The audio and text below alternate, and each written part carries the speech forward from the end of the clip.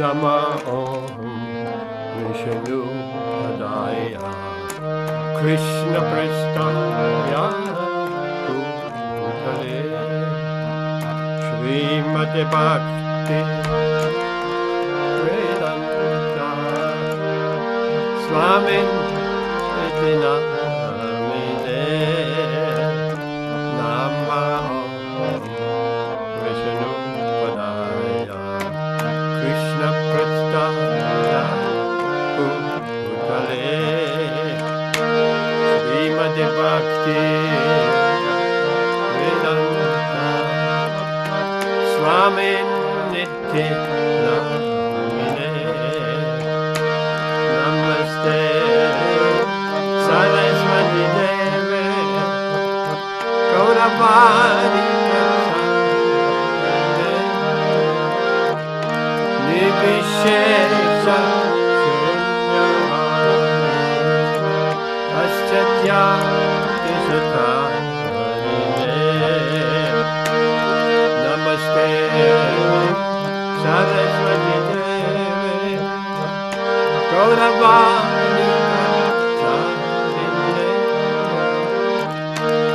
Nivishesha Shunyavani Paschatya Dishatarine Jaya Shri Krishna Caitanya Prabhu Nityananda Shri Advaita Gadadhara Shri Vasadi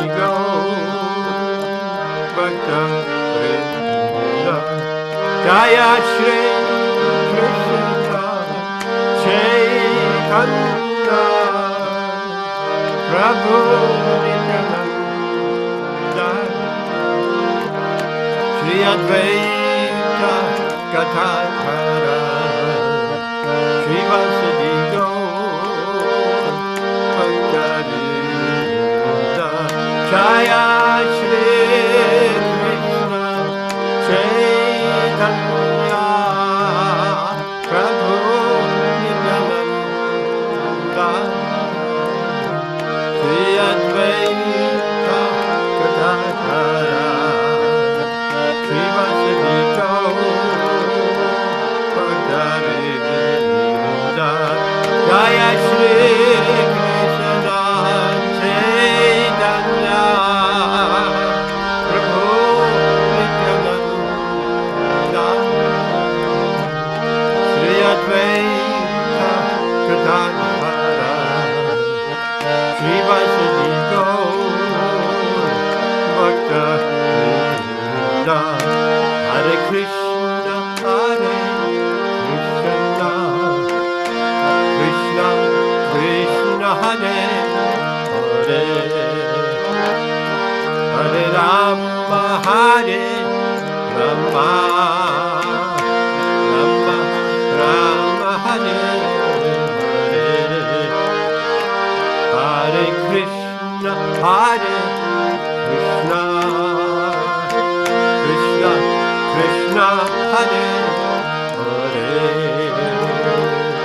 Hare Rama Hare Rama Rama Rama Hare Hare Hare Krishna Krishna Krishna Hare Hare Hare Rama Hare Rama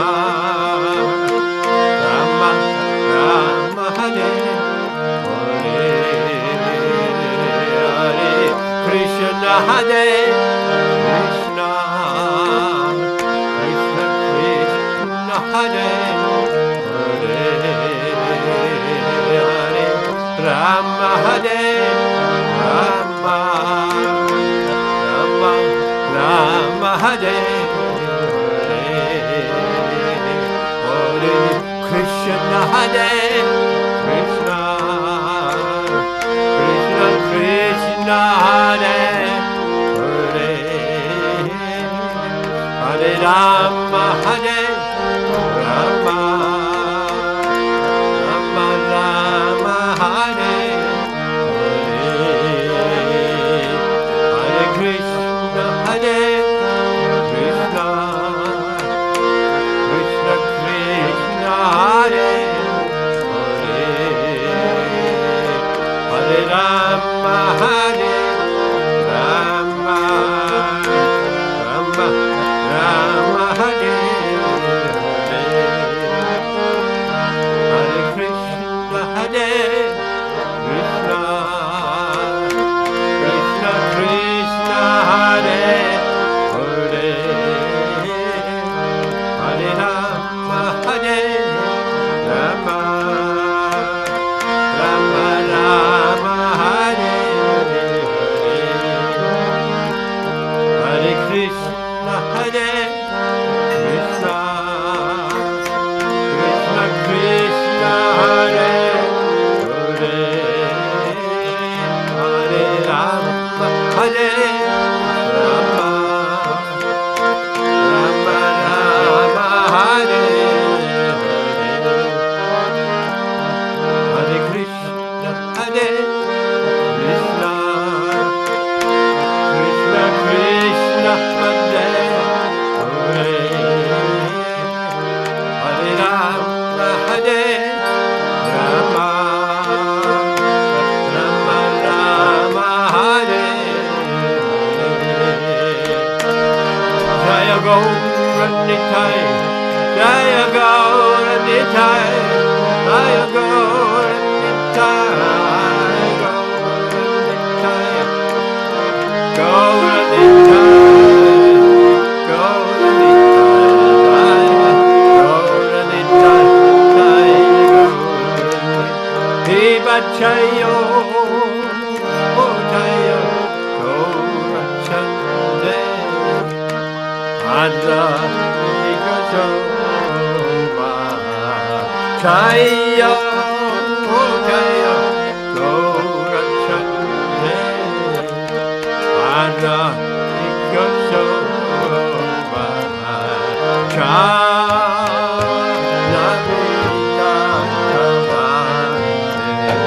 Jaga Manalo,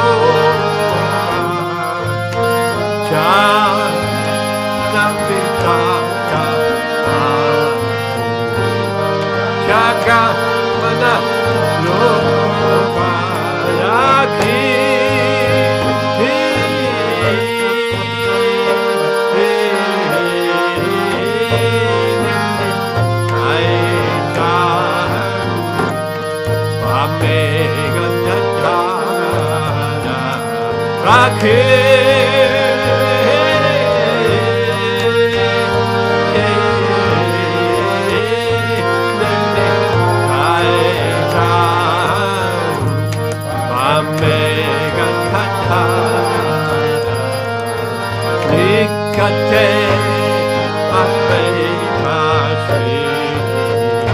Vasa Chatra Dara Nikate Vedasi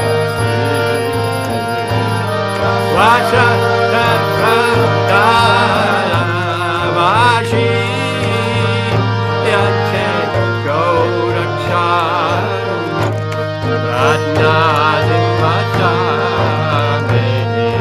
Vashi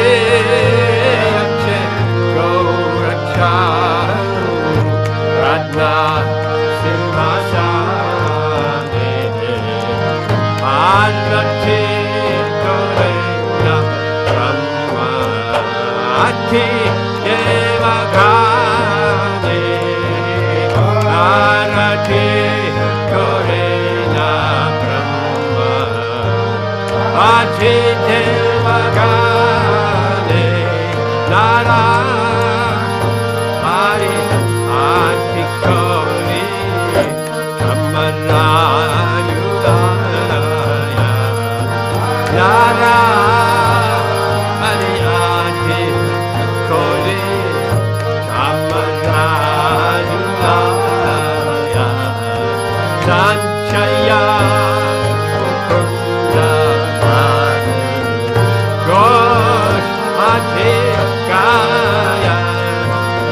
Sanchaya Guna Madhu Kosha Adhikaya Shankara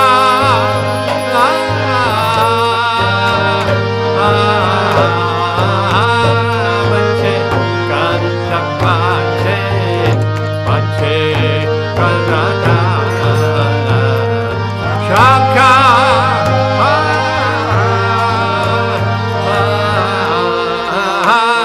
Mache Kanta Pache Pache Karada Madhura Ganga Pranama Radha Madhura Ganga Pranama Radha Shankapate Kantapate Madhura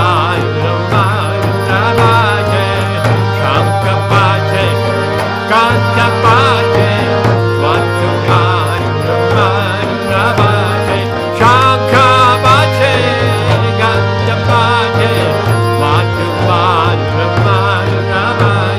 Shankapate, Kantapate, Madhumani, Shankapate, Kantapate,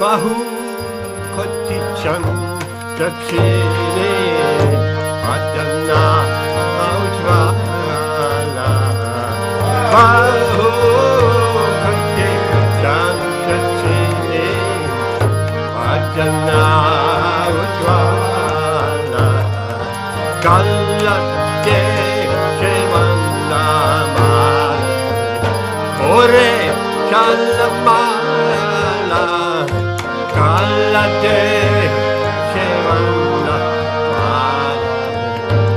Ore Kalamala Shiva Hikanarata Reme Kathagara Shiva Hikanarata Reme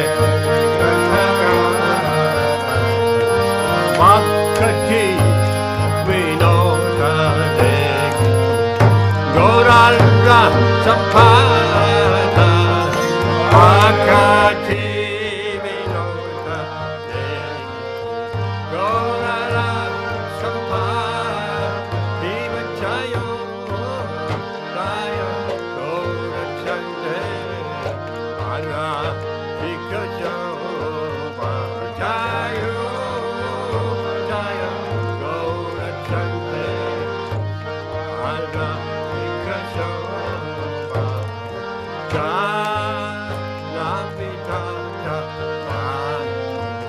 Jaga Manaloma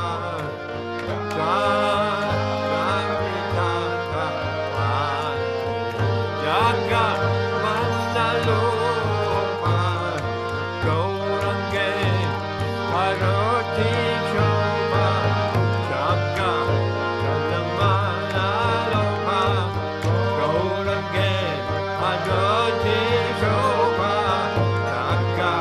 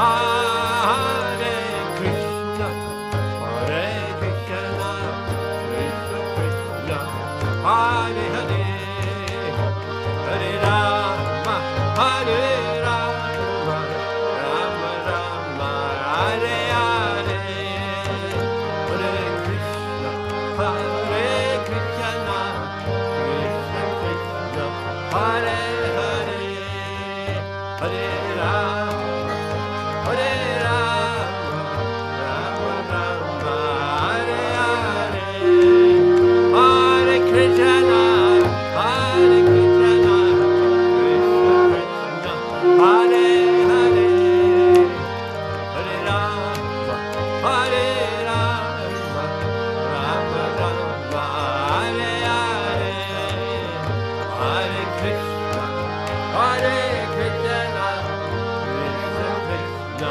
Hare Hare, Hare Rama, Hare Rama, Rama Rama, Hare Hare. Jaya Gaura Jaya Gaura Gaura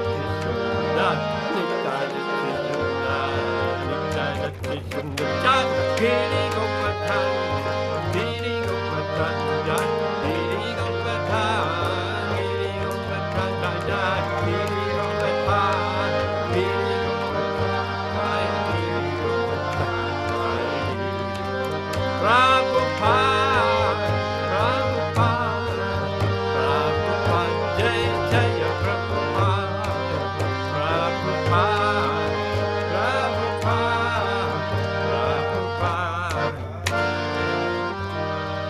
Ananda Kodi Vaishnava Vrinda ki Jai, Hari Jai Om Vishnupad Paramahamsa Vajracharya Shatara Shadra Sri Srimad A.C. Bhaktivedanta Swami Srila Prabhupada ki Jai Om Vishnupad Paramahamsa Vajracharya Shatara Shadra Sri Srimad Bhaktisiddhanta Saraswati Goswami Maharaja Prabhupada ki Ananda Kodi Vaishnava Vrinda ki Namacharya Srila Haridas Thakur ki Prem Se Go Shri Krishna Caitanya Prabhu Nityananda Shri Advaita Gadadha Shri Vasadi Gaura Bhaktivinoda ki Shri Radha Krishna Gopa Gopinath Shama Kunda Radha Kunda Shri Giri Govardhan ki Shri Vrindavan Dham ki Shri Navadvip Mayapur ki Ganga Maya Yamuna Maya ki Tulasi Devi Tulasi Maharani ki Samaveda Bhaktivinoda ki Gaura Premanandi. All glories to the assembled devotees. All glories to the assembled devotees. All glories to assembled devotees. All glories to Shri Shri Guru and Shri Gauranga. All glories to Srila Prabhupada. Ki Jai.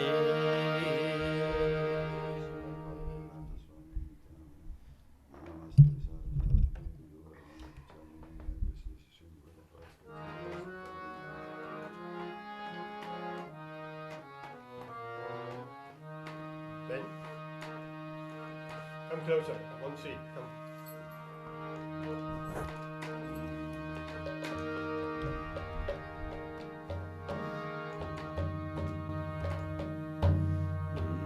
Namaste Nrisimhaya. Namaste, Nrisimha. Namaste Nrisimhaya. Namaste, Nrisimha. Pralada Dayane. Pralada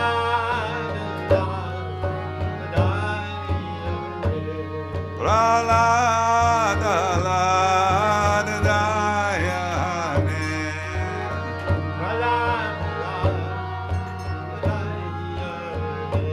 Airanyakasipurvaksya. Airanyakasipurvaksya.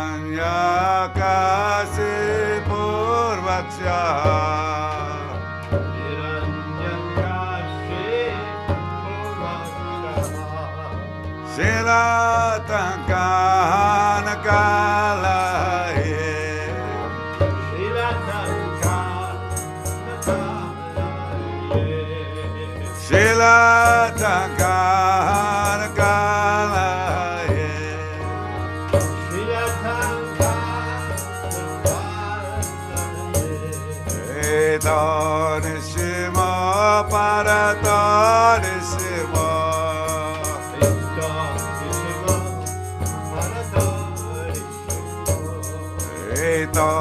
Nrisimha Parata Nrisimha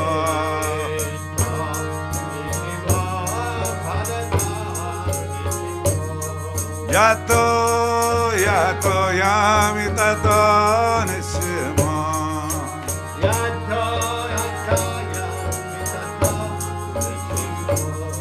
Yato Yato Yami Tato Nrisimha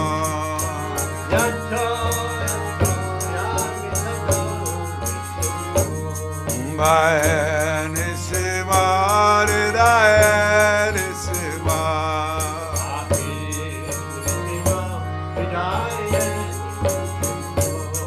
Bhaya Nrisimha Hridaya Nrisimha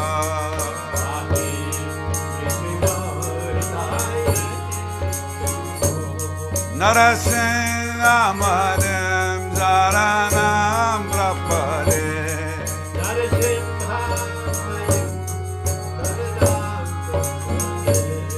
Nrisimha Madham Zaranam Prapade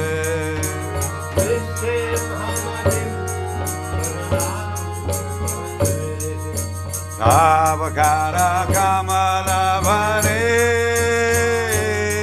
Nakamadhutasringam Dalita Hiranyakasipu Dhanubringam Keshavadrita Narahare Rupa Jaya Jagadisha Hare Jaya Jagadisha Hare Jaya Jagadisha Hare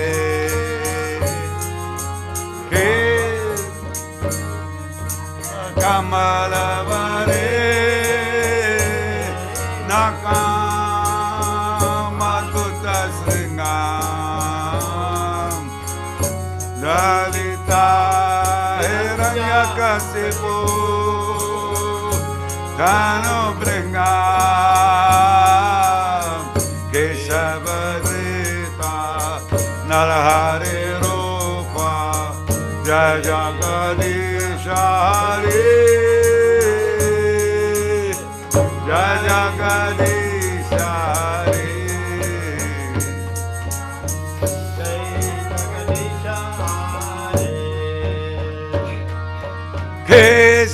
Keshavadrita Narahare Rupa Jaya Jagadisha Hare Jaya Jagadisha Hare Jaya Jagadisha Hare Keshavadrita Narahare Rupa Jaya Jagadisha Hare Jaya Jagadisha Hare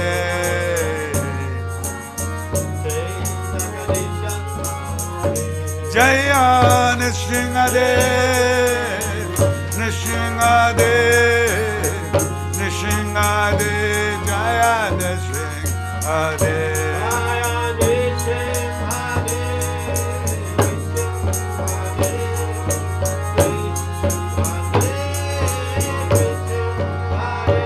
Jaya Prahlad Maharaj Prahlad Maharaj Prahlad Maharaj Jaya Prahlad Maharaj Jaya Prahlad Maharaj Prahlad Maharaj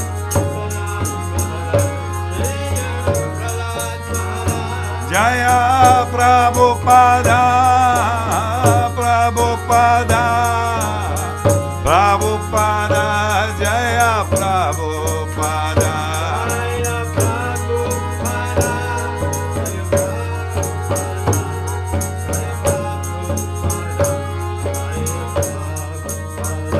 Nitya Gaura Haribo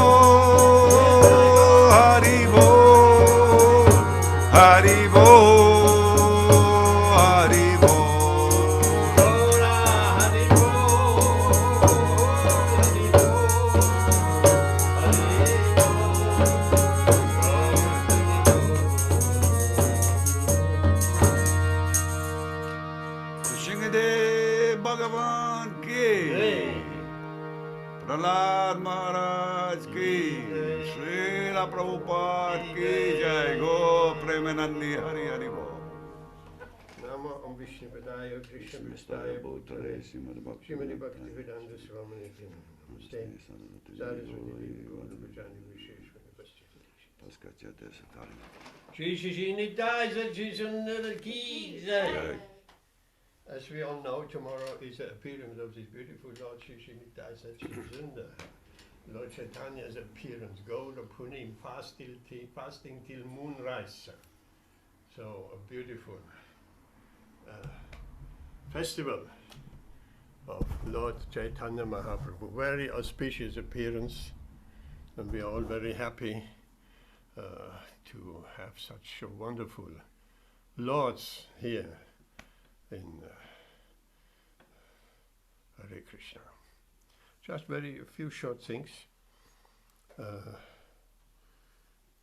Next week we have Narada Prabhu and Mataji, I forgot her name, famous Kirtaniya from the manor, coming visiting us, so that is very nice. And if everything goes right, Maharaj will appear on the scene in a short time, right?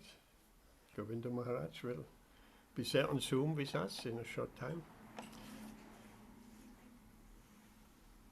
very cold, it's still cold. Yes, because the door is always kept open, all the heat goes out. So we'll have to make an endeavor, keeps the doors open. It keeps the doors closed, not open. The radiator is cold. 18, okay. It's probably on 15 or 16, that's why it keeps going. Okay. We'll get warm now. A short announcement. The format when Maharaj comes is a class, like at every ISKCON center, right?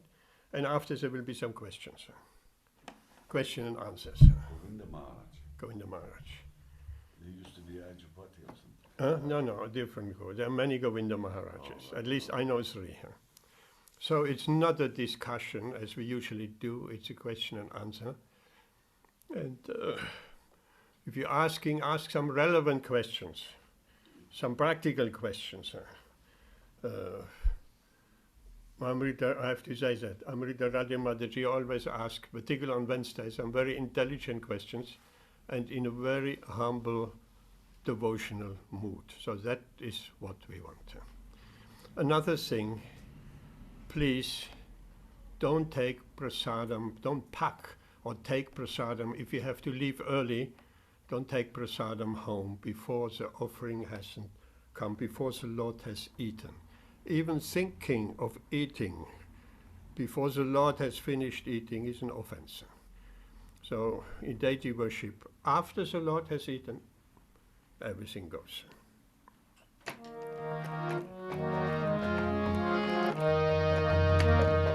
Jaya Radha Madhava Jaya Kunja Bihari Jaya Radha Madhava Jaya Kunja Bihari Jaya Radha Madhava Jaya Kunja Bihari Jaya Radha Madhava Jaya Kunja Bihari Jaya Gopi Chanavallabha Jaya Giridvaradhari Jaya Giridvaradhari Jaya Gopi Chanavallabha Jaya Giridvaradhari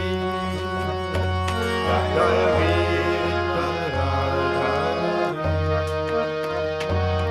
Jaya Yashoda Nandana Raja Janarana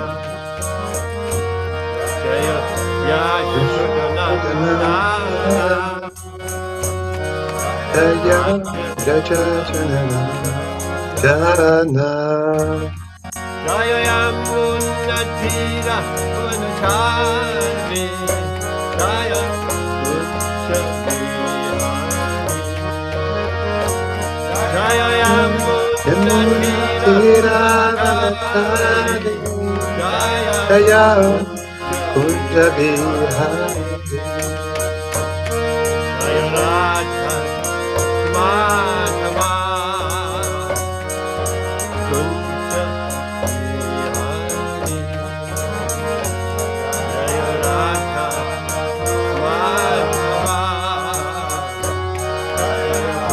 Vihari Jai Shri Shri Radha Madhava Ki Jai. Hare Krishna, and there is Govinda Maharaj just on the proper time. I'm so pleased, Maharaj. Let's put a little bit of a better picture here. No, not good enough. One moment.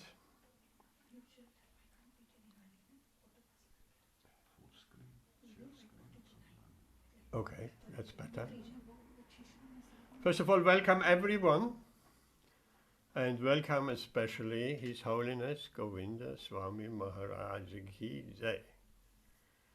Hare Krishna. Hare Krishna. You see our beautiful deities? Very nice. I'm very fortunate to have darshan of Gaura Shri and Shri Nitai Sachi Sundar. Jai. And we can hear you very nice. Yes. Oh, I'm very happy to hear. Yes. Oh, here's a text from Amrinda Radhi Mataji. Our humble obeisances to Maharaj. My obeisances to you all. So what I would like to... Let's start. What I would like to ask you, Maharaj, I'll put you in a full picture, or we keep it like that, it's also okay. To say a few words about yourself and what you're doing. Sure. First, I'd like to offer my humble obeisances to Gauranga Sundar Prabhu and all the assembled devotees. All glories to Srila Prabhupada. I'm so fortunate to be in your association tonight. So I'd like to first thank you so much, Gauranga Sundar Prabhu, for inviting me to your program tonight. I feel very fortunate. So my story is very long, my personal story, but Make it short. I'll make it short. Yes, I'll make it short. So I always wanted to be a monk since I was a kid. I was dreaming about lifelong celibacy. It was a personal inspiration for me. And when I was 11 years old, there were 15 Buddhist Tibetan monks that came to my house, to my mother's house. They spent a weekend there. It's the first time I heard mantras. They were chanting their Buddhist mantras. And one of the monks stayed in my hometown. So I spent a lot of years in my childhood associating with him. He would teach me meditation. And then I became a social worker. I traveled all around the world. But I always had that inspiration for monastic life because I would see a quality in there of dedicating myself fully to a spiritual practice. And in my travelings, I tried to be a monk in 5 different spiritual movements until I met the devotees of the Lord. It was in 2005. I spent the first time I met first time actually I met Prabhupada through his books. I was always, because I was eager, I had a Bhagavad Gita, but from an impersonalist, and I was eager to find a Bhagavad Gita in French, and that could help me to develop a more personal relationship with God. I was praying like that, and I found Prabhupada's books in Switzerland, but I could not take them back with me. They were in a public library. I went back to my hometown. Keep it short, but I found the Krishna book, Bhagavad Gita as it is, version 1977, and Antimatter and Eternity. And the first book I read was Krishna book. I didn't know the devotees. I was in my hometown, and interesting, I was studying at that time, and it was during the month of Kartik, October and November, that I read the Krishna book, and pretty inspired me. Then I went to India. I was looking to do some volunteer work and spend some time in a spiritual community. So I found this place, Bhaktivedanta Eco Village, ran by a disciple of Srila Prabhupada. So that's the first time I met the devotees. It was in Karnataka, South India, in the jungle, away from all civilization, in a very sacred place where Shankaracharya happened to be at some point. And the first service I did was taking care of the cost, and I met the devotees there.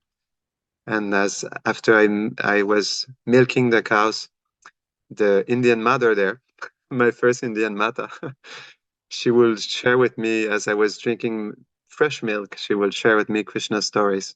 So that's how I heard from the devotees first about Krishna.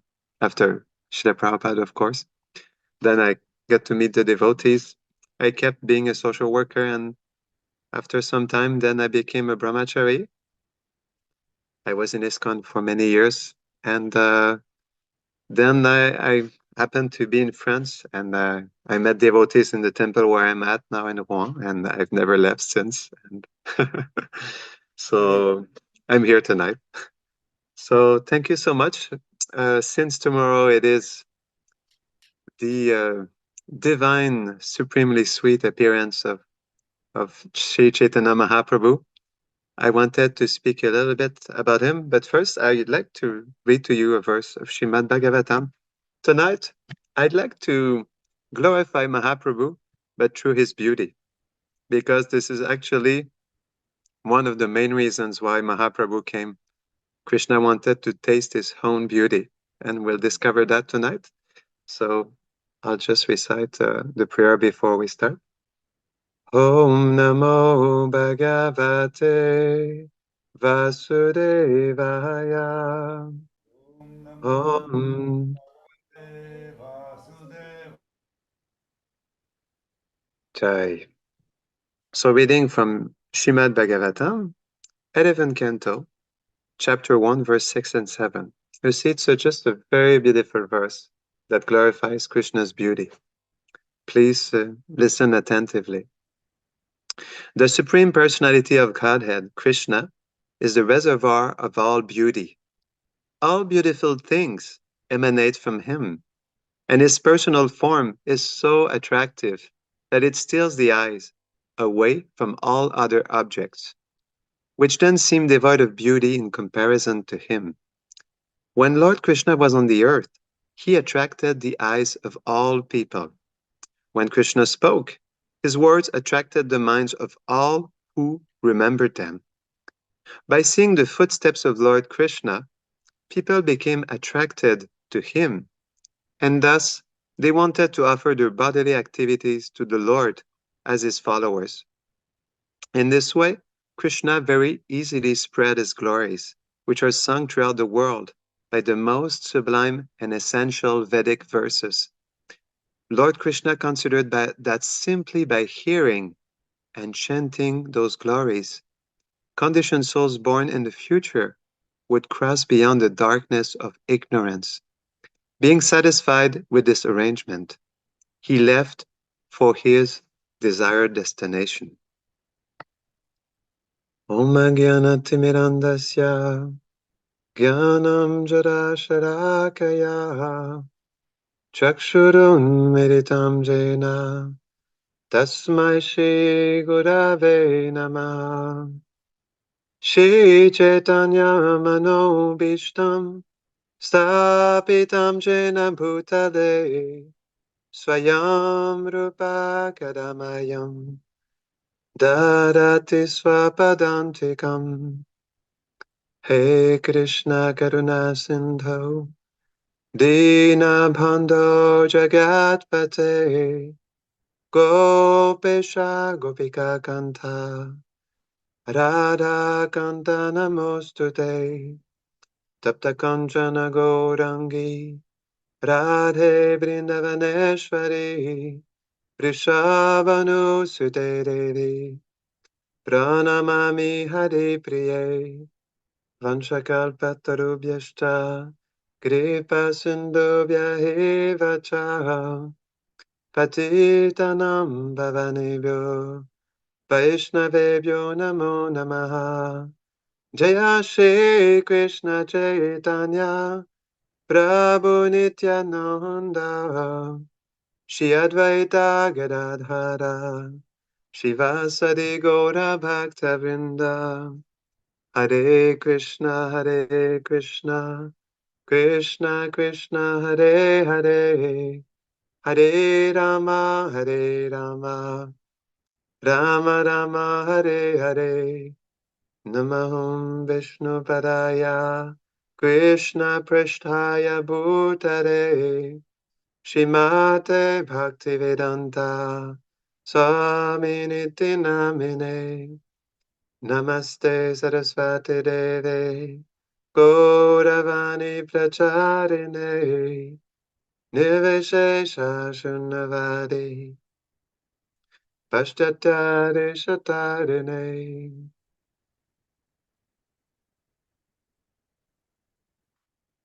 Just before I start, I just remembered a very nice moment when Srila Prabhupada, he was asked by his disciples what was the meaning for him of the Mahamantra.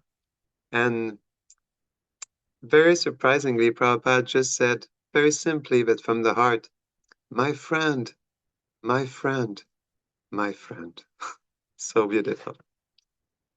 You can see how close Prabhupada was to Krishna in this example. So I'm so happy to be with you tonight. Thank you so much for giving me this very special opportunity to speak a little bit about the glories of Lord Gauranga. In the Bhagavad Gita, in the chapter 10, verse 41, Krishna says something very beautiful that I will never forget. Actually, there are many things in my life that I will never forget. Things that Prabhupada said, things that Krishna said, like this verse. He says, know that all opulent, beautiful, and glorious creations spring from but a spark of my splendor. This is so beautiful. I remember there was one time with my Diksha Guru, Bhakti Maharaj, I did half, he was doing his walk across America, and I did half of America with him, the second half. And at some point in time, he had to go back to Canada to do dramas with different devotees during Ratha Yatra festivals. And I had 1 month. He said, you do whatever you want. I said, okay, I will go to Vancouver Island. I had a devotee friend there. So I went to Victoria, nice city there. And I decided to spend a month there to chant the holy name 6 hours every day on the street there. There was a pedestrian street with a lot of tourists, a lot of people. And I sat there every day for 30 days, chanting the holy name with another brahmachari that was traveling with me on the walk with Bhakti Maharaj. And after chanting for 30 days like that, my realization was that actually everything we're looking for is in Krishna. Everything we're attached to, attracted to, everything we desire, what we're looking for, everything is in Krishna. Because Krishna is everything. And in this verse, he says something so amazing, that everything in this world is just a spark of his splendor. Isn't it amazing? That the whole creation, and there's beauty. If you see, I've traveled a lot in this lifetime, in different places, in South America, in Asia, different countries, and I've seen so many beautiful places and cultures. But everything in this world is just like a little spark of Krishna's beauty. And when I started to realize that, I was thinking, wow, if this everything, all the qualities are the beauty all the opulences of this world are just like a spark of his beauty. How beautiful must Krishna be? One time a devotee said something that I found was very beautiful. He said that Krishna is like an ocean. When he smiles, it is just like an ocean of smile. When he loves, it is just like an ocean of love. And when he shares, it is just like an ocean of mercy. This is Krishna. Krishna is unlimited. And that's why he's Bhagavan. Prabhupada told us, Bhagavan, he has these 6 opulences: wealth, beauty, knowledge, fame, renunciation. And we can see, actually, that whatever Krishna expresses, it is always unlimited. But something very interesting is that all the other qualities are manifested from his beauty, because through his beauty he manifests his different opulences. And also, very interesting in the Chaitanya Charitamrita, it is described that Gauranga's weapon was different from Krishna's weapon. When Krishna was there 5,000 years ago, he had a personal weapon that he used against Sishupal. But Gauranga's weapon was a bit different. It is described by Krishnadas Kaviraj Goswami in the Chaitanya Charitamrita that Gauranga's weapon was his beauty. And this is something quite amazing. Gauranga, actually, it is described in Chaitanya Bhagavat that Chaitanya Mahaprabhu, he was so beautiful that millions of people were running after him. At some point, he didn't know what to do. He had to hide in a place in a house because everyone was looking for him.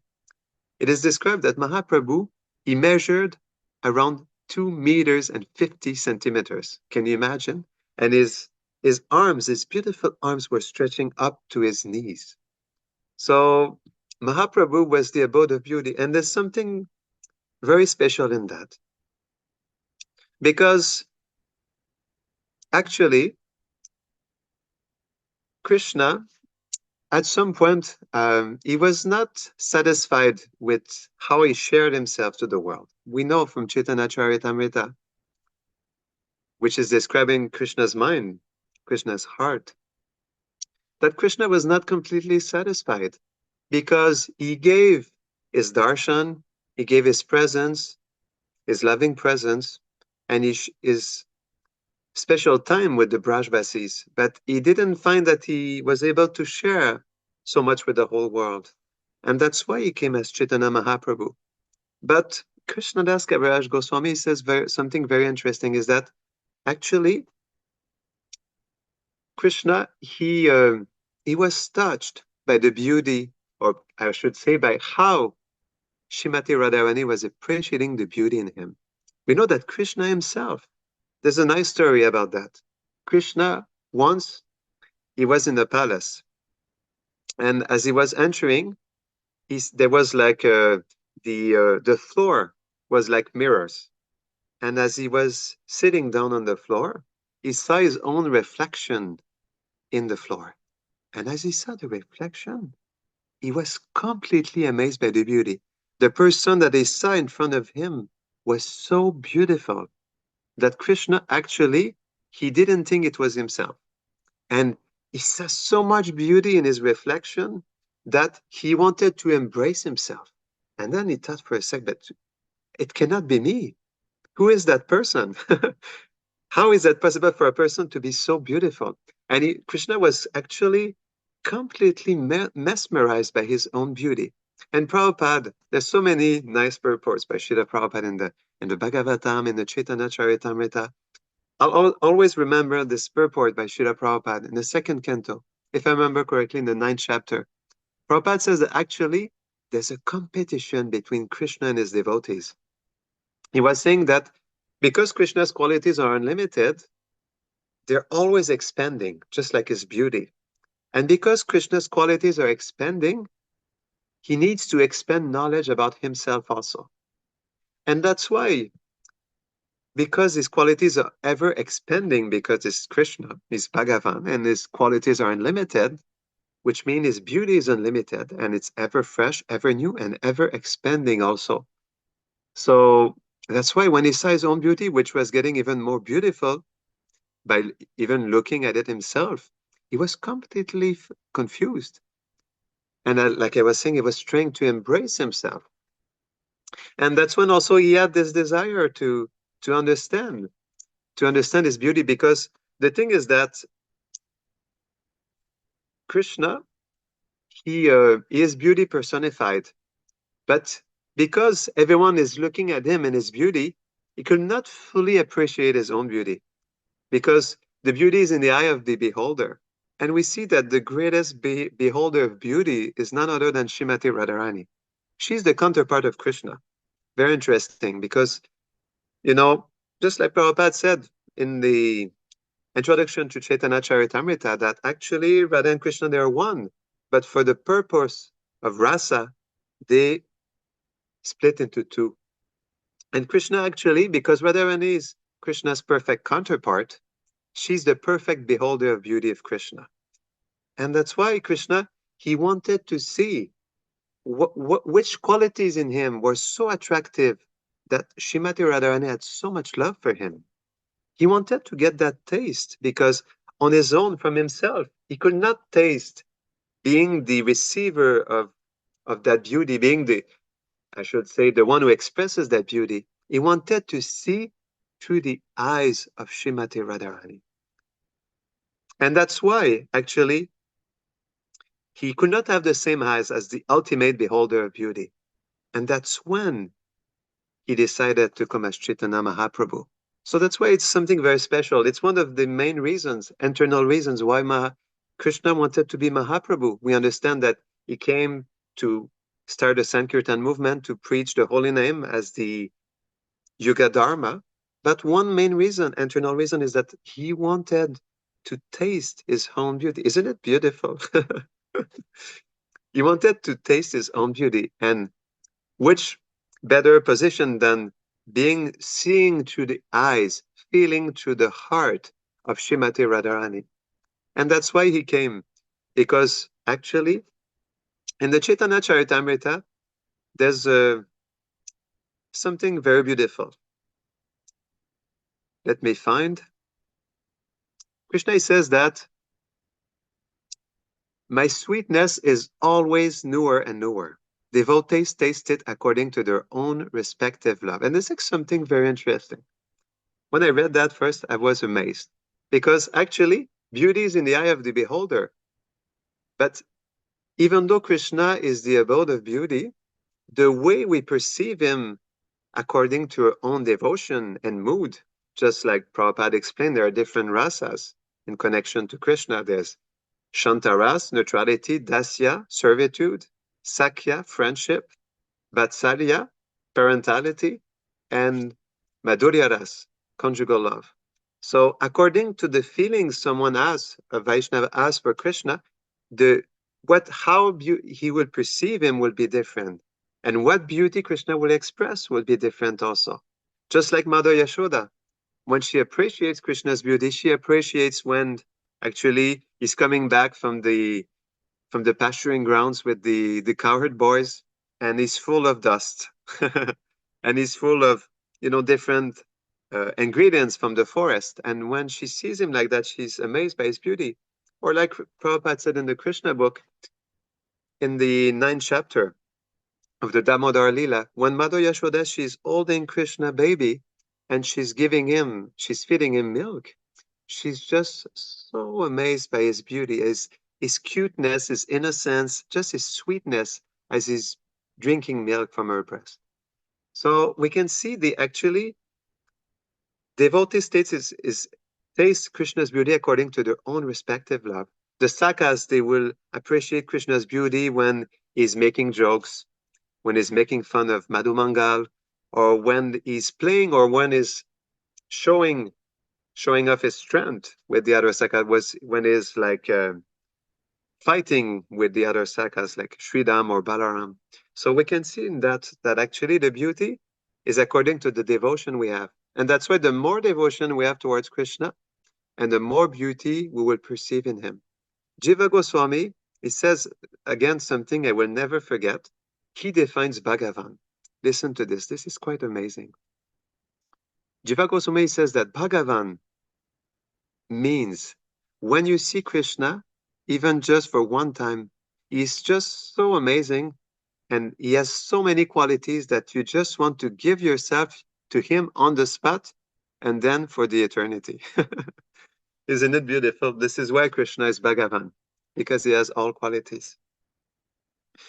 So actually, we can see that I'll share something else from Chaitanya Charitamrita. You see, this is very nice. It's described who manifests a greater abundance of sweetness than mine. So Krishna is speaking. Who manifests a greater abundance of sweetness than mine, which has never been experienced before, and which amazes everyone. Alas, I myself, with my mind stunned upon seeing this beauty, impetuously desire to enjoy it like Srimati Radharani. So this is from Chaitanya Charitamrita. It's from Madhava, chapter 8, verse 149. So I'd like to share a few verses with you because tonight we're speaking about the beauty of Gauranga, and I've not yet spoke. I spoke about Krishna's beauty, but I found two verses that I'd like to share with you tonight since we're just the evening before Gaura Purnima. And what I feel actually a few days ago was feeling like that. I was saying Gaura Purnima is so special because it's so auspicious that even a couple of days before you already feel the presence of Mahaprabhu. Because those days of festival are quite auspicious, actually. You know, even when we think about the appearance or disappearance of Srila Prabhupada, Bhaktisiddhanta Saraswati Thakur, Bhaktivinoda Thakur, Chaitanya Mahaprabhu, Krishna himself, these days they are very auspicious. And I'm speaking tonight a little bit to prepare ourselves for the special day that is coming ahead tomorrow. We should prepare our heart for the appearance of Chaitanya Mahaprabhu. He appeared in the land of Gaudadesh, but he should appear in our heart as well. And so that's why we have to prepare the field of our heart to receive the lotus feet of Chaitanya Mahaprabhu. So I'll read a verse from two verses from Shri Shachi Shuta Shastakam from Sarvabhauma Bhattacharya that is very beautiful, that I'd like to share with you, that expresses the beauty of Lord Gauranga. His complexion is the hue of fresh cream tinged with kumkum. He is the ever-fresh Cupid who shoots arrows of newly blossoming flowers. He bears newer and newer moods of emotional ecstasies.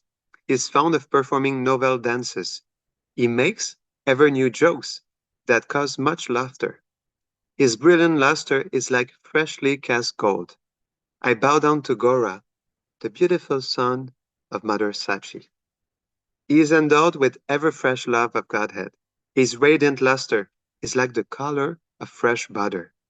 His fresh attire is arranged in ever-new fashions. He relishes ever-new mellows of love for Krishna. He shines in ninefold new ways while executing the ninefold processes of devotion. He is permeated with the most auspicious loving nature. I bow down to Gaura, the beautiful son of Mother Sachi. Jai Shri Chaitanya Mahaprabhu ki! Jai Shri Gauranga. So the beauty of Lord Chaitanya is very special because we were saying that actually beauty is in the eye of the beholder. Listen to this. I found a couple of verses that I'd like to share with you so that we can understand why Krishna wanted to taste his own beauty. Listen to this. This is very precious. So this is again from Chaitanya Charitamrita, Adilila, chapter 4, verse 140 to 142. Although Radha's love is pure like a mirror, its purity increases at every moment. My sweetness also has no room for expansion, yet it shines before that mirror in newer and newer beauty. There's constant competition between my sweetness and the mirror of Radha's love. They both go on increasing, but neither knows defeat. So this is a very nice print about beauty. The thing is that Krishna's beauty is reflected through the eyes of the devotee. Like here, especially Srimati Radharani. Just like Brahma said in the Brahma Samhita, Premanjana Churita, that actually the devotee, his eyes are tinged with the ointment of love, of prema. So because Radharani, she has the supreme love for Krishna, naturally, the way she sees Krishna will express so much more beauty in Krishna. That's why there's always a competition of beauty and bliss between Krishna and his devotees. So when Shrimati Radharani is appreciating Krishna's beauty through the mirror of her heart, expressing or looking through her eyes, then as she's seeing Krishna's beauty, it increases Krishna's beauty. And as Krishna appreciates Radharani looking at his beauty, that he increases her own beauty. That's how actually neither knows defeat. So this is this is Vrindavan. This is the spiritual abode. Isn't it amazing that actually everything is ever fresh, ever expanding, ever new, just like a festival, huh? Just like also it is described in the Brahma Samhita, that every day is like a song, every step is like a dance, and every day is like a festival of love. So actually, the more Shrimati Radharani, she perceived the beauty, and the more Krishna's beauty increases. And when they are together, then they appreciate each other's beauty, and that beauty expands for unlimitedly. And that's why when they are together, then that's when Chaitanya Mahaprabhu appears. That is why Chaitanya Mahaprabhu is even more beautiful than Krishna, because he is the expression of Radharani's appreciation of Krishna's beauty. And then his beauty expands in unlimited ways. So that's why Chaitanya Mahaprabhu, especially since it's Krishna, but taking Shyam Sundar, now Krishna's was dark like a fresh rain cloud, but that is covered by the golden hue of Srimati Radharani. And this is very interesting because it's covered by her love. Then his beauty is so much more sweet. This is what is explained in Chaitanya Charitamrita. And we should actually be very grateful to Srila Prabhupada to have given us this precious jewel of the Chaitanya Charitamrita, and especially also is very sweet purports, because by that is helping us to appreciate Krishna's beauty. This is something very important, because actually Chaitanya Mahaprabhu, he says that the Bhagavatam is the basis of our chanting. And this is something we should meditate on. The goal, just like Prabhupada said, actually, the devotees, they were asking Prabhupada, "Oh, Prabhupada, what is the best service we should do? What is the best?" And they were many devotees, Sankirtan devotees, the book distributors, they were thinking that Prabhupada would say the best service is book distribution. And surprisingly, Prabhupada said the best service you can do is to develop love for Krishna. And this is something we should meditate on for the rest of our lives. The best service we can do is to develop love for Krishna. But how can we develop love for someone we don't know? That's why the Bhagavatam and the Chaitanya Charitamrita are so important in our lives. We really have to study, especially that Krishna book, such a great gift by Srila Prabhupada, made it so available by also mixing in philosophy of the Bhagavad Gita so that people, they can digest Krishna being the Supreme Personality of Godhead. So we should take the time to appreciate Krishna's qualities, to read Krishna's pastimes from Srimad Bhagavatam, from the Chaitanya Charitamrita, from Prabhupada's classes, from the Krishna book, because the goal in our life is to develop love for Krishna, and that's why we have to take the time to hear about Krishna. This is something that is so important. That's why also Prabhupada asked us, he gave us this instruction to read Jaiva Dharma and the Brihad Bhagavatamrita.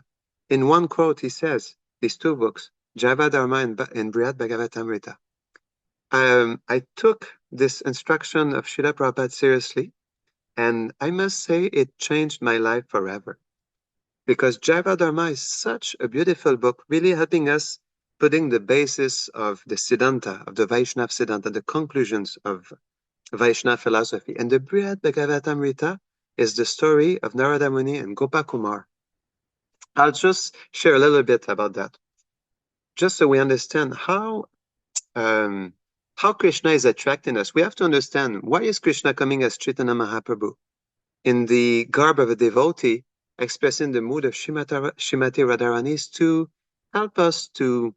He wants to teach us how to love him by himself being the student, by himself tasting his own beauty and having attraction for himself. So he's showing us by his own example. And in the Brihad Bhagavatamrita, because it's the instruction of Srila Prabhupada, I really beg you from the deepest recesses of my heart to read that book. Because it's very, very sweet. We know from the story of Gopakumar, so it's all the arrangements of Srimati Radharani who sent him to, who sent Gopakumar to bring back like her dear devotee, Jaya Dharma, who was like in Vrindavan at that time. But before that, he went through that whole experience of staying. He had the blessing of Krishna that he would stay in his form of a Saka, so he was a Gopa in Govardhan, and he was 12 years old, and he had this blessing that he will not grow beyond 12 years old, and he will keep his form as a young Gopa. And Krishna put him through this ordeal of like looking for him. So in order to show the world, so because Sanatan Goswami, he revealed the Brihad Bhagavatamrita to establish the Sambandha Gyan, which is the basis of our relationship with Krishna, to understand who is Krishna, his qualities, how to develop a relationship with him, and he exemplifies that so perfectly through the teachings of Brihad Bhagavatamrita, which is Maharaj Parikshit, after hearing the Bhagavatam from Shukadev Goswami, he recited it in 3 days to his mother, because his mother, she came to him, not because he was dying mainly, but to hear the Bhagavatam from the own lips of her own son. And in 3 days, in a condensed nectarian way, like Amrit, he spoke the Bhagavatam, but through the story of Narada Muni and Gopakumar. And there's just something so beautiful. Actually, Gopakumar, after going through the whole universe, he sees different avatars of Krishna. He even sees like, he becomes Brahma. He becomes also the king of Jagannath Puri. And then he presides over the temple there in order to worship Jagannath there. And he even goes to Ayodhya to associate with Lord Ramachandra. He goes to Vaikuntha Loka to get the special darshan of Narayan. He goes to Dwarka to see Dwarka Krishna. And every time he's not fully satisfied because he's bound to become a Gopa with Krishna in Vrindavan. But Krishna gave him this experience so that he could describe the different degrees of beauty. Because there are different degrees of beauty in the Lord. Krishna expresses his beauty differently when he is in Dwarka, when he is like Narayan. Because we know from Rupa Goswami in the Bhakti Rasamrita Sindhu that actually Krishna in Vrindavan has the greatest qualities, 4 qualities that no other incarnations or expansions of him don't have. The sweetness of his flute, the sweetness of his relationship with his associates, the sweetness of his pastime, and the sweetness of his form, of his beauty. So actually, Gopakumar, he was always attracted to see Krishna in Vrindavan, and it's interesting. As he was seeing Narayan, he was not fully, and he was seeing Narayan face to face. Ayodhya, he was seeing Ramachandra, he saw Dwarka Krishna, but he was not fully satisfied. And until he met Krishna in Vrindavan, and I'll just finish on this, just to finish the class tonight. Because it's just like Vishwanath Chakravarti Thakur said, we should always finish a class on a sweet note. And this is very sweet. So Gopakumar, after going through this whole amazing trip of going through the different universes in order to see different and experience different incarnations of the Lord, he was introduced in Goloka Vrindavan.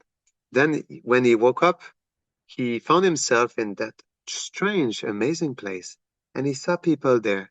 He wasn't sure, as he was looking people, if they were in the greatest bliss or the greatest pain. And then he arrived he was asking for Krishna because he wanted to see him face to face. He was asking for Krishna. Then he arrived in Nandagram. Listen to this. He was just at the gate of Nandagram. And what he says is so amazing. He says, I'm just looking at that gate, and that gate is so beautiful, so opulent, that actually there are opulences that it's so beautiful by millions, by billions of opulences that I cannot describe it to you. He was just at the gate of Nandagram. Imagine such beauty. So he was there, and he was asking the Nandagram Vasis around, where's Krishna? I want to see Krishna. And they say, wait, he's coming soon. Because it was the end of the afternoon, and Krishna was coming back from the pasturing grounds with Balaram. And then all of a sudden, the devotees, everything stopped. And they heard the sound of Krishna's flute. They heard the sounds of the cows mooing, moo. And there was tumultuous sound with the gopas, with their flute and singing and dancing.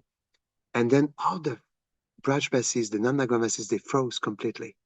And then all of a sudden they started to run toward outside the gate of Nandagram. And then Gopakumar, he saw Krishna there. And when he saw Krishna for the first time, he said, it was just like looking like a shiny sapphire, blue sapphire. And then when Krishna, he saw Gopakumar, he said, hey, Sridham, look, this is my dear friend Sarupa. So Gopakumar, his name eternally is Sarupa. He says, look, Sridham, this is Sarupa, he's your cousin. He's a jewel in your family. So Gopakumar, he realized that he was a cousin. He was a cousin of Sridham Sakar, who is the brother of Srimati Radharani. And then when Krishna saw Sarupa, Gopakumar, he started to run towards him.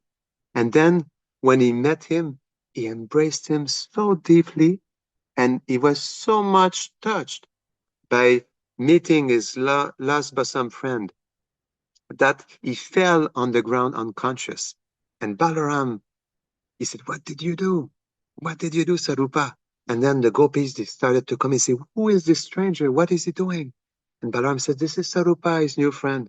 And Balaram, he said, please go to his ear, to Krishna's ear, and just call him Krishna, Krishna, Gopal, Gopal. So he came to his ear and he recited his name like that.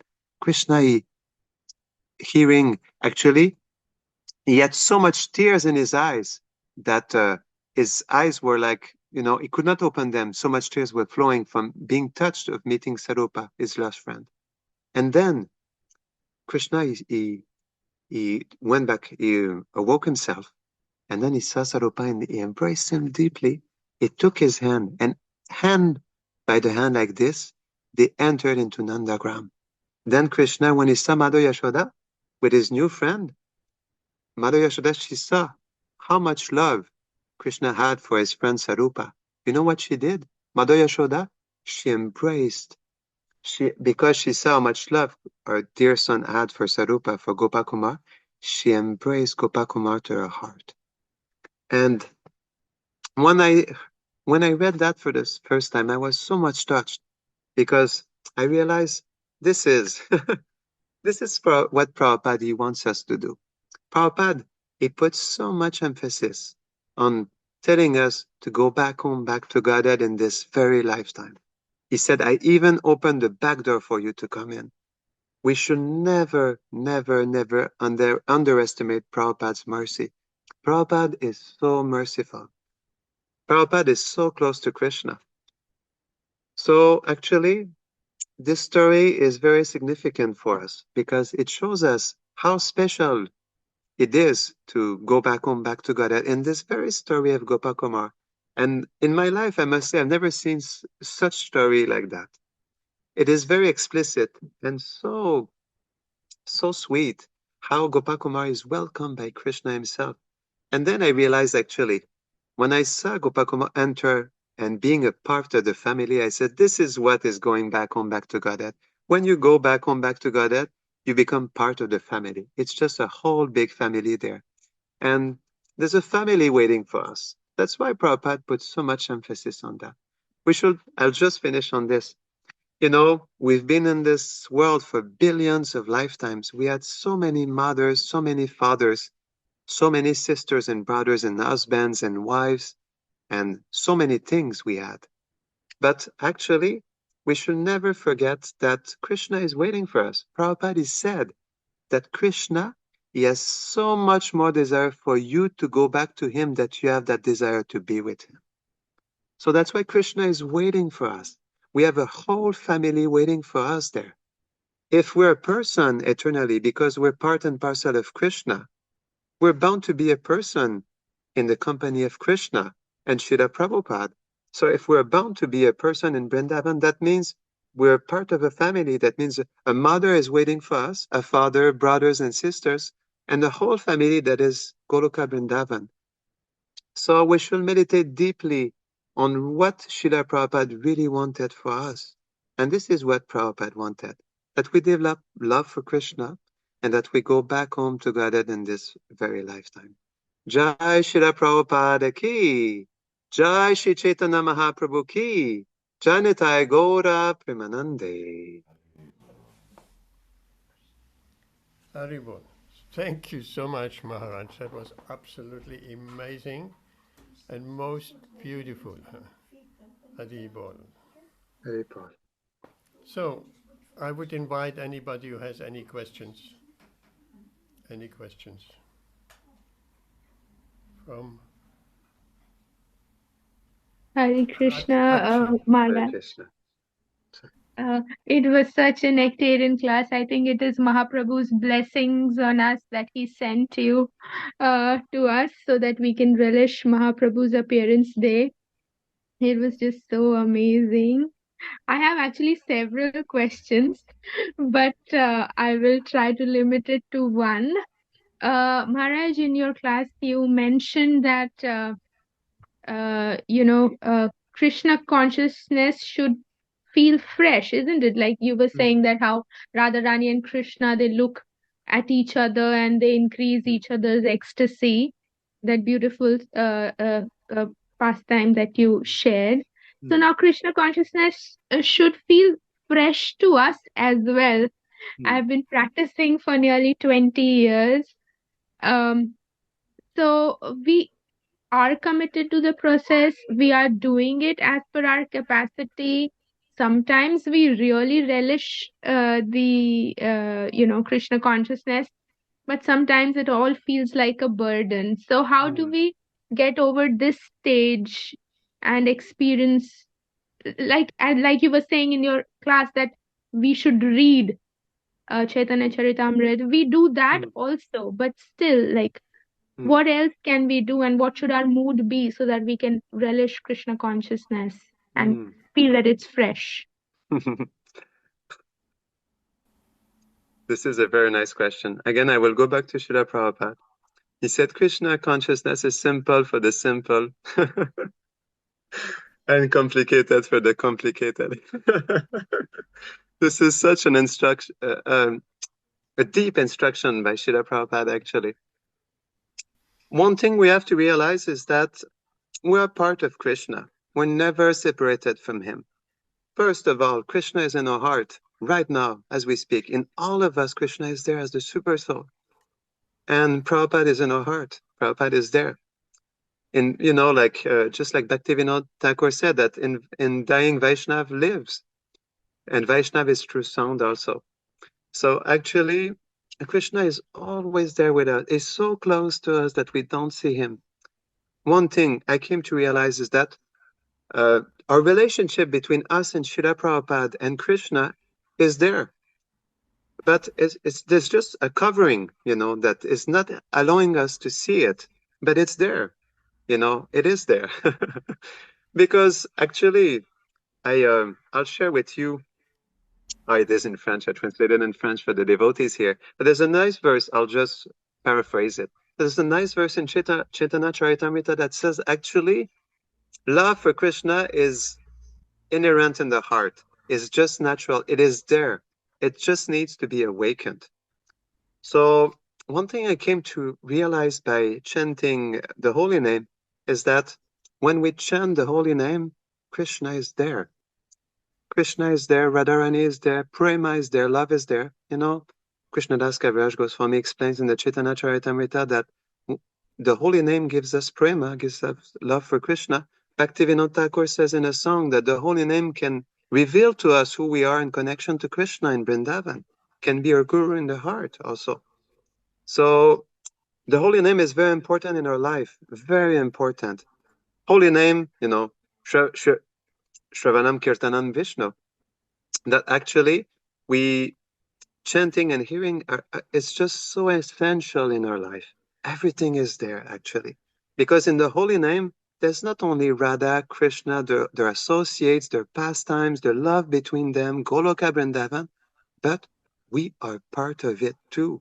When we chant the holy name, our truth is there also waiting for us. Not only Krishna is waiting for us, our own eternal truth is waiting for us also. Our eternal identity is waiting for us. Krishna is waiting for us. So when we chant the holy name, everything is there. Even our own spiritual identity is there. That's why it's simple for the simple, complicated for the complicated. It's simple because everything is there. Everything is there already. But it depends how we approach it. I would say simplicity is very important. Once there was a brahmachari when I started, like many years ago, a couple of years ago, I should say. I've not been in the movement for so long. But actually, the brahmachari came a disciple of Radhanath Maharaj. He came to Montreal and he said in a class something I will never forget. He said in Krishna and Vrindavan, he has two special qualities that makes him Brajendra Nandana Krishna. His two main qualities in Vrindavan are his simplicity and his humility. This is it. And when I heard that, I said, what? Krishna's two main qualities in Vrindavan are his simplicity and his humility. And I was completely shocked. Wow, this is what I need in my life. If Krishna, his main quality is simplicity, then I should be simple also. So we have to develop deep simplicity in the heart. That's why we have to become children again. We see Prabhupada towards the end of his life. At the end, at the very end, he was starting to change his mood. Even how he was relating to his disciples, he was becoming like a child again. It's very special. So basically, we have to develop simplicity. Krishna is a person. We experience relationships in this world with people. We can speak with each other. We can have relationship. We can reciprocate. We can reciprocate love with each other. Why don't we do that with Krishna? Because everything we do in this world, everything we experience is Krishna. So that's why actually we just have to redirect our propensities towards Krishna. This is how it can become simple. What we do now with everyone, we do that, but with Krishna is a person, and he says, Prakrite kriyamanani gunai karmani sarvasha hankara vimudatma kartahamiti manyate. So he reciprocates with us according to how we reciprocate with him. So if we become personal with Krishna, he will become personal with us.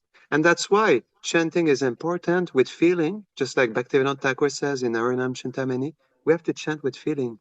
But if we want to increase feeling, we have to hear from the feelings of devotees of the Lord. We hear from the feelings of Srila Prabhupada, from the feelings of Bhaktivinoda Thakur in his songs. We hear from the feelings of the Brajbasis when we read Krishna book or we read Srimad Bhagavatam. We have to infuse our heart with the feelings of Krishna's associates. It's called Seva Bhav. It's very important. That's how we can actually develop love. We don't develop love on our own. Vishwanath Chakravarti Thakur says in Madhura Kadambini that love is given by Srimati Radharani herself. It's her exclusivity. She's Ladini Shakti. She's the abode of prema. She's the origin of love. So he says something very interesting that Srimati Radharani, she's the one who infuses feelings of love for Krishna in our heart. And then Krishna, like a bee, Madhusudani, becomes attracted. So that's why we have actually to infuse feelings. And that's why Srimad Bhagavatam is the basis of chanting. We have to chant with feelings, but we have to infuse our heart with the feelings of Srila Prabhupada, how he loved Krishna first. And then Bhaktisiddhanta Saraswati Thakur, Gorkishore Das Babaji Maharaj, Bhaktivinoda Thakur in his Sharanagati, all these songs, Narottam Das Thakur, all these beautiful songs. In these songs, the devotees, they express their love for Krishna. Just like Vibhavari Shesha. Why did Prabhupada put Vibhavari Shesha in Vrindavan? Bhaktivinoda Thakur meditating on the qualities of Krishna. So we have so much that is there. But the thing is that we overlook it.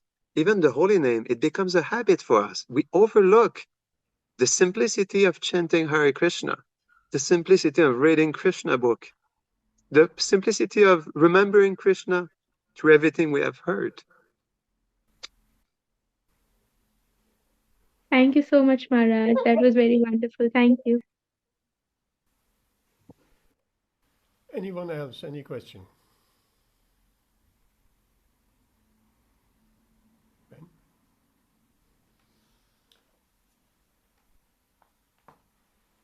Thank you, Maharaj, for the wonderful class.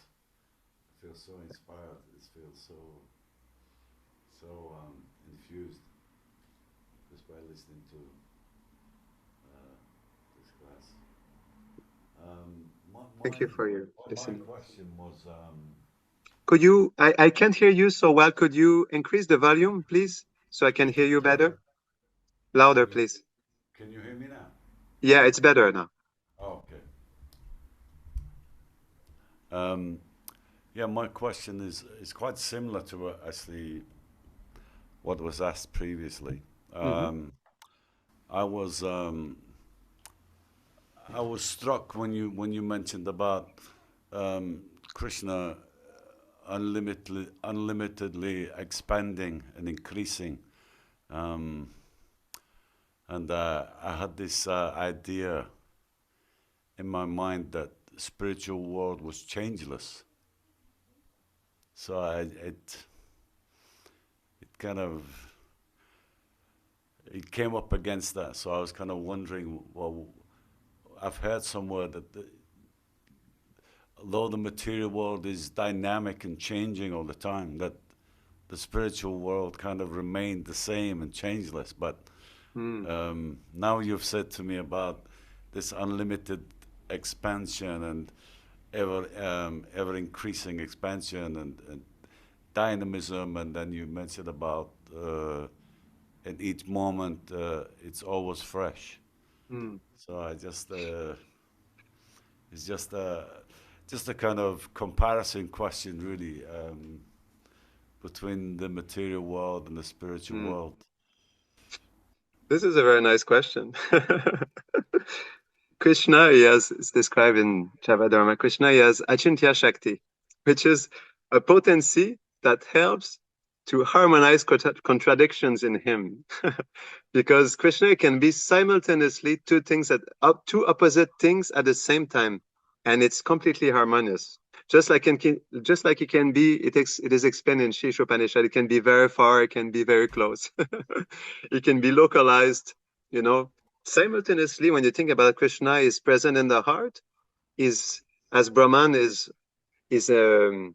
impregnating everything, and also as Krishna is present in Vrindavan simultaneously.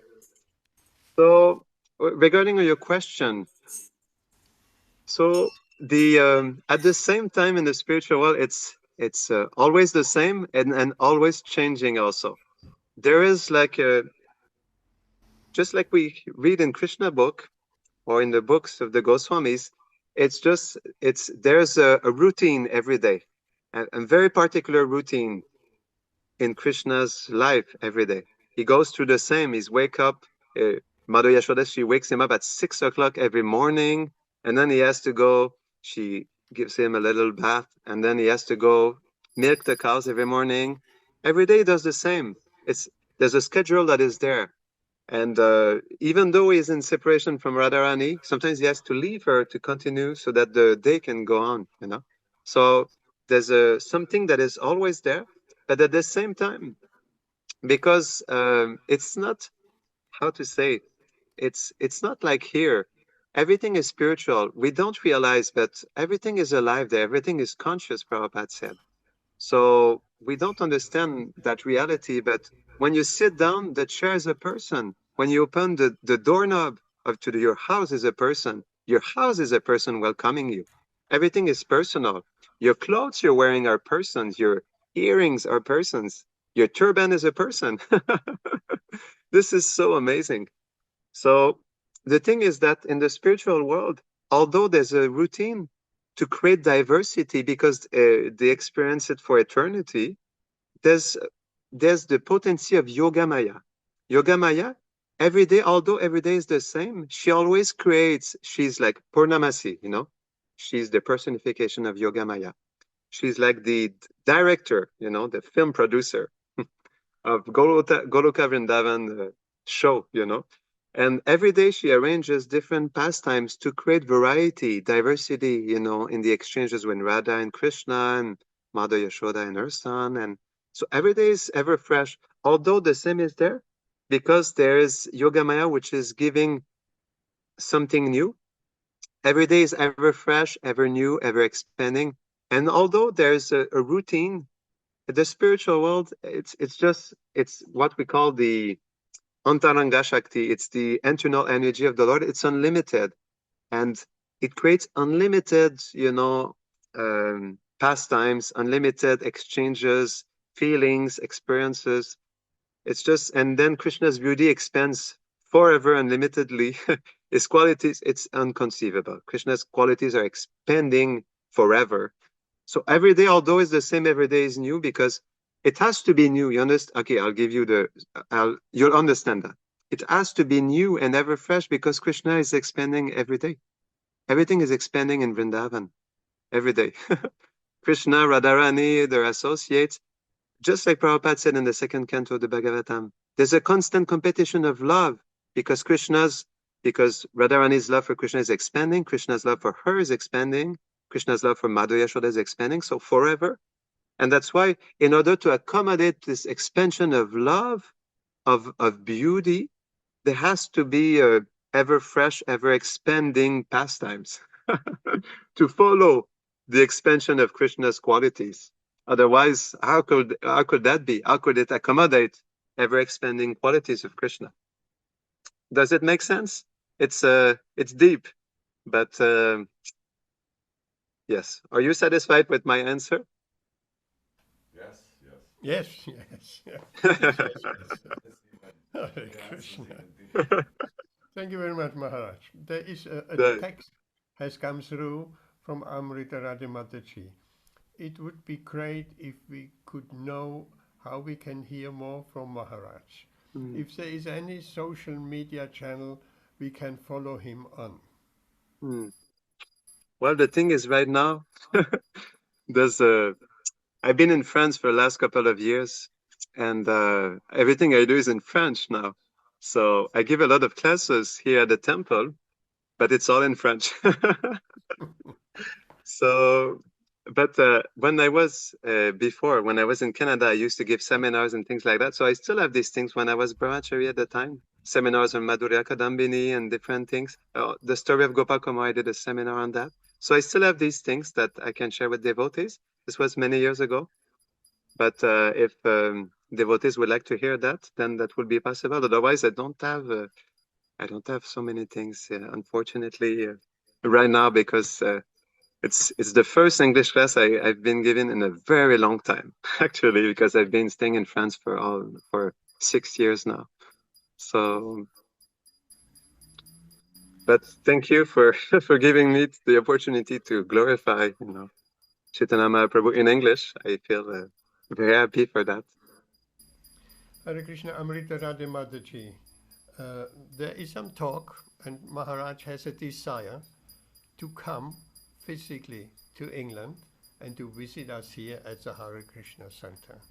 So that will certainly take place at one point, and then we plan it all, and you will have to come because you are all in Derby, quite a bit away, and you will have to come, and we can associate with Maharaj and getting a good number of devotees here. Is that true, Maharaj? You have that desire. That will be my great honor and privilege to have the association personally. I would love to be able to meet you, definitely. And also, while we at this, I want to mention we have been invited to visit Maharaj Yes, please. in France. And if more would like to come visit us, we'd love to welcome you in our temple. So perhaps we have to organize a minibus or something like that. Yes, yes, please, please. We would love that. We have a very beautiful temple, very beautiful. I'll send you pictures so you can see. You have beautiful facilities there where the devotees can stay, right? Yes, we have. I mean, we don't have so many rooms, but we have a big yoga space. I mean, if there are a lot of devotees, we have we have three rooms in the back, plus 2 rooms in the new yoga space, plus a huge yoga room of 125 meters. There are 2 showers there in the yoga room. So if we have I would say we have 5 rooms plus a big yoga space. And that would be possible if we arrange, if devotees, some could stay in rooms and some could stay on the yoga room. We could put things there. That would be possible. We could organize something. Absolutely. Yeah. It would be a small group. Oh, okay, okay. One car, 4 or 5 people maximum. Oh, okay, okay. Then that's definitely manageable. Because you were saying minibus, so I was thinking maybe 15 devotees. Hare Krishna. Anyone else have any questions? Amit, what about you?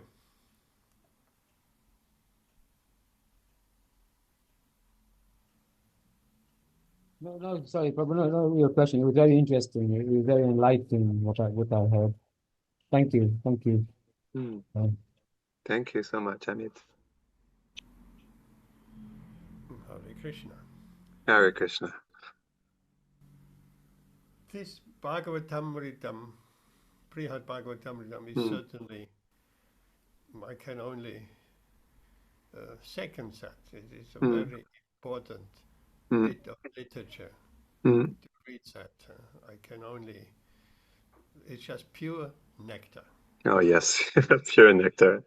Exactly. I like that scene. It's just from the entire Bhagavatamrita, where Gopkumar goes to Mahaloka and everything, and Lord Brahma and Puri. But that scene where Krishna comes from, which you have so nicely described, comes from the forest, and he sees Gopkumar, and Gopkumar sees him, and he runs towards him. So that scene where Krishna comes out of the forest, that is just not going out of my mind. Yes. This is out of this world. How can we forget this, huh? It's yeah. Then any other question? If there is time, can I ask a question again, Gaurang Prabhu? Go ahead, Amrita Radhe. Hare Krishna. Hare Krishna. Please. All right, thank you so much. Maharaj, it's about your spiritual journey. Basically, you said you studied under Buddhist monk also. So if you could just share a kind of comparative analysis, like compared to like like Krishna consciousness versus Buddhism, like because I come from a Hindu background and we come across a lot of philosophies, and how did your heart get attracted to Krishna consciousness compared, despite of studying Buddhism for so many years? If you could share that, thank you. That's a nice question.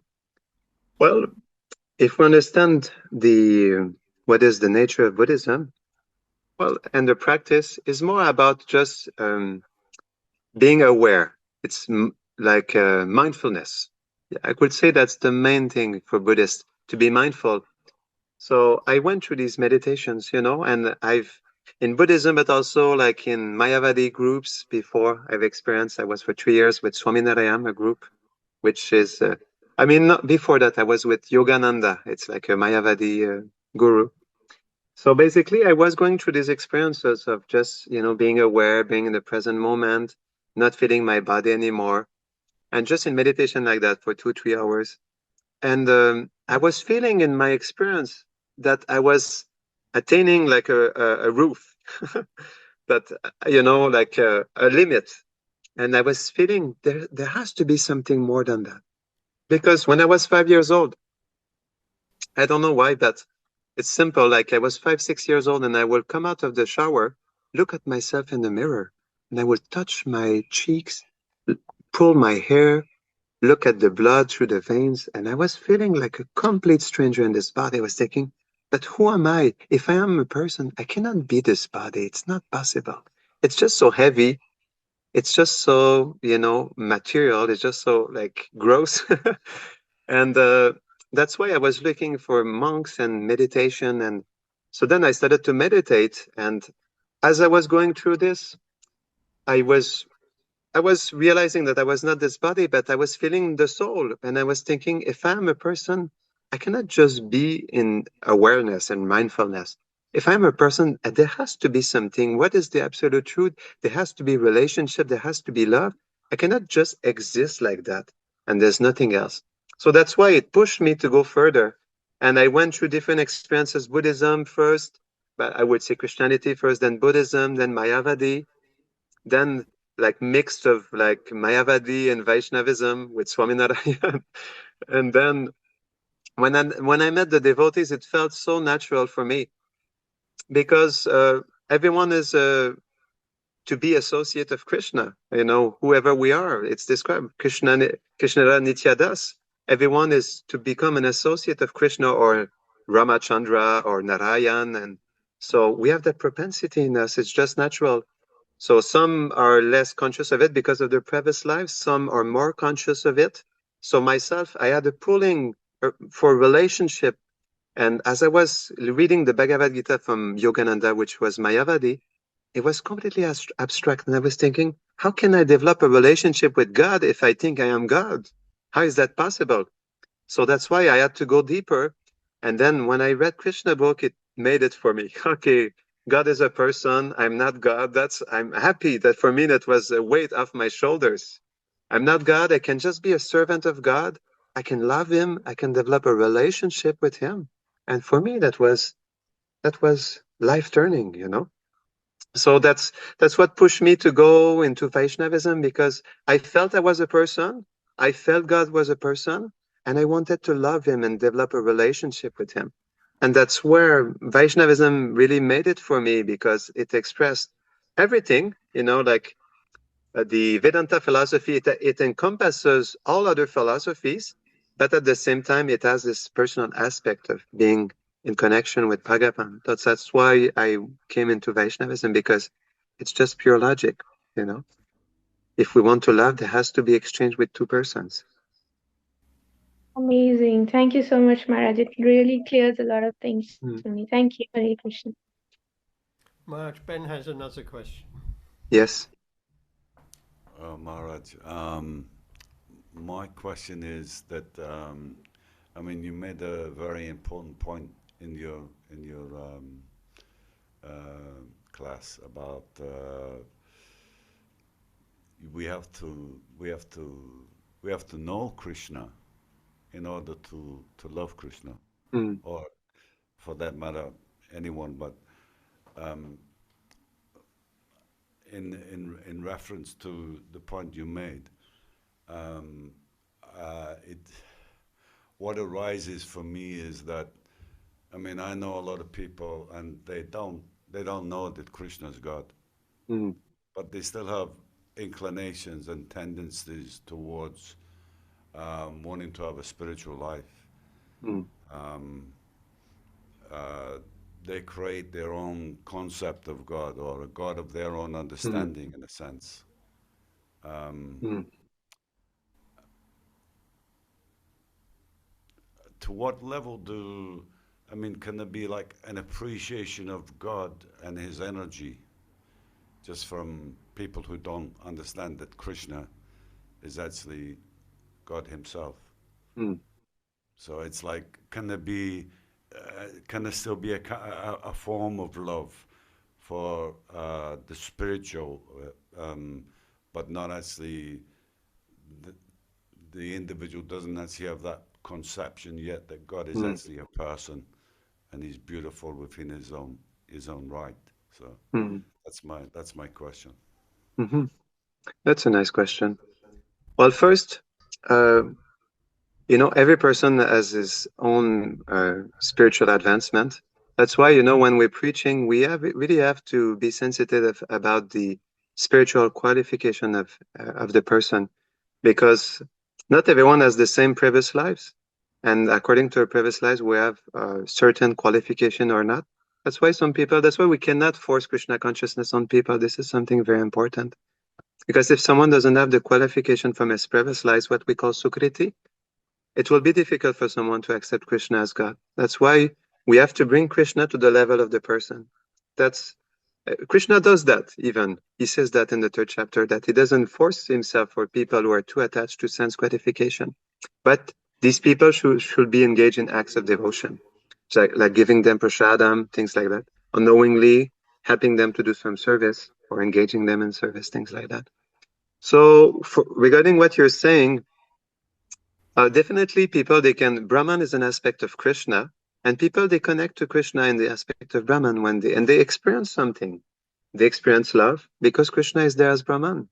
It's an aspect of him. It cannot be separated. Krishna, Bhagavan, Paramatma, and Brahman, there are 3 aspects of non-dual substance of the absolute truth. So Brahman is Krishna. So people, they experience Krishna. That's why they are attached to Brahman, because it's Krishna. So we can, if people are not ready to accept Krishna as a person, we should not break their faith. That's important, because if we try to push a faith that they are not qualified for, they will reject the previous faith, but then they won't be qualified for Krishna consciousness, and after that they'll be lost. They won't necessarily want to go back to their previous faith of being attached to Brahman. That's why we have to be very sensitive. But we should try to encourage someone to worship Brahman or to connect, or because that's the qualification. But love is there. There can be an exchange that is there. There can be a feeling. There can be a connection. But it's quite abstract, so it's difficult. It's without explaining the personal aspect, it becomes very abstract, and there's limitation in how you can explain and how they can connect naturally. Does that answer your question? Yeah. Yeah. I mean, I hear people say that sometimes they don't know what it is, but they know it exists. Mm. And they feel, and that's good enough for them. At Mm. this moment in time, wherever they're at, they just have that they have a strong faith. They don't know precisely who God is or what God is, but they just feel it. It's Mm. like very much on a feelings level, and they perceive God in that way. So Mm. yeah, because I that was in my mind a lot as well. The exact point. I used Mm. to think to myself, well, how can you love something you don't know? Mm. That Yeah, was that's true. always coming up for me. Mm. That's mm. How can they Mm. love something they don't know? Mm. But they seem to. You explained it nicely that even within the Brahman realization, which they may be touching upon, they're experiencing some. Um, they're in some way they're experiencing Krishna through that in Mm. some way. Exactly. That's So why they're they're obviously attached to getting it. a little taste from even just from that aspect of Krishna. Yes. Yeah. But like you said, it's all about experience. When you have the experience, then it becomes real. It's not a question, like Prabhupada said, it's not a question of faith. It's a question of experience. Another nice quote from Prabhupada. It's a question of experience. It's not a question of beliefs. So if we don't have the experience of Krishna, it's hard to put faith, like you said. If you don't experience Krishna, it's hard to become attached to him. So that's why first is Shraddha, faith in Krishna, in the scriptures, in the process of bhakti, but it comes with sadhu sangha, with association of devotees. So Krishna is described in the 2nd canto of Bhagavatam that without the association of devotees, it's not possible for someone to connect to Krishna. It takes a lot of association. And Krishna, he says that in the, I think it's in the 7th chapter of Bhagavad Gita, yes, verse 19, he says that after thousands of lifetimes, a jnani with a pure heart, he starts to understand who I am. So it takes a very long time. But due to the mercy of Srila Prabhupada, we have quick access, and we can make a lot of sukriti in this lifetime, a lot of spiritual advancement by the mercy of Srila Prabhupada. He's made it quite accessible, so we can make quick progress if we take shelter of Srila Prabhupada's mercy. Jai. Very good. Jai. Very nice. Thank you so much. Jai. Amrita Radhe, any other question? Just one more thing, Maharaj. Where can we access your seminars on Madhura Kadambini? Are they available in English? Yes. What I can do, I can send to Gauranga Sundar Prabhu the English seminars I did, so that he can share with the devotees if they would be interested. Is that all Wonderful. right? Thank you so much. Anyone else? Anything else?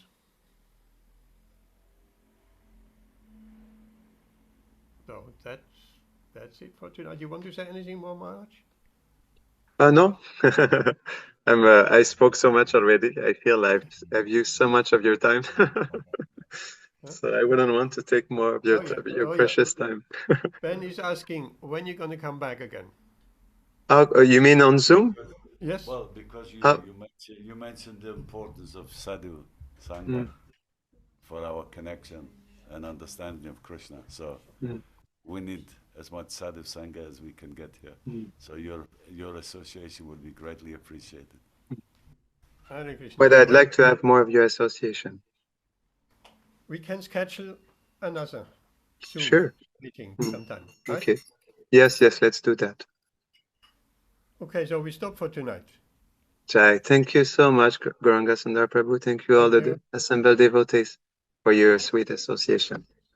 Haribo! Haribo! Looking forward to see you again. Jai Shri Prabhupada ki! Jai! Jai Shri Chaitanya Mahaprabhu ki! Jai! The glorious appearance day to come of Shri Chaitanya Mahaprabhu ki! Jai! Jai Haribo!